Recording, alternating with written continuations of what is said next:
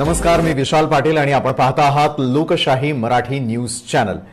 काही क्षणांपूर्वी आपण पाहिलेलं असेल की आपल्या टेलिव्हिजन स्क्रीनवरती आम्ही सातत्याने दाखवत होतो की लवकरच आम्ही तुमच्या सेवेमध्ये रुजू होतोय। मात्र सकाळपासूनच पुन्हा एकदा आम्ही आपल्या सेवेमध्ये रुजू झालेलो आहोत, कारण आमचं अंधेरी या ठिकाणी असलेला जो स्टुडिओ आहे त्या ठिकाणी लागलेल्या आगीमध्ये बरंचसं आमचं नुकसान झालेलं आहे आणि नुकसानी संदर्भातली दृश्य आपण आपल्या टेलिव्हिजन स्क्रीनवरती या क्षणाला पाहू शकतोय।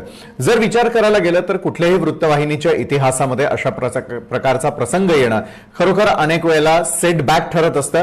जे आपण दोन दृश्य आपल्या टेलिव्हिजन स्क्रीनवरती पाहताय, लोकशाही मराठीची तीच इमारत आहे ज्या ठिकाणाहून आमची संपूर्ण टीम ही तुमच्यापर्यंत महाराष्ट्रातल्या आणि देशभरातल्या सगळ्या बातम्या पोहोचवत असते। लोकशाही मराठीच्या इमारतीला लागलेल्या आगीची दृश्य आपण यावेळेला पाहतोय। आमचे सगळे एम्प्लॉईज, आमचे सर्व सहकारी त्यानंतर तातडीनं सुरक्षितरित्या या इमारतीच्या बाहेर पडलेले होते। इमारतीच्या बाहेर आल्यानंतर लगेचच मात्र आता पुढचं पाऊल काय, त्या अनुषंगाने सगळी टीम कामाला लागलेली होती। सुदैवानं तुमच्या प्रेमानं आम्ही सगळेजण सुरक्षित आहोत। त्यानंतर कार्यालयात झालेलं नुकसान दाखवणारी दुसरी दृश्य आपण यावेळेला पाहताय।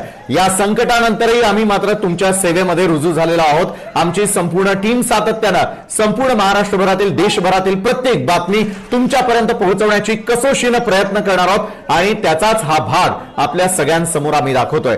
लोकशाही मराठीच्या टीम पाठी महाराष्ट्रातले सगळे प्रेक्षक जे आहेत ते पाठ थोपटून आमच्या मागे उभे राहिलेले होते।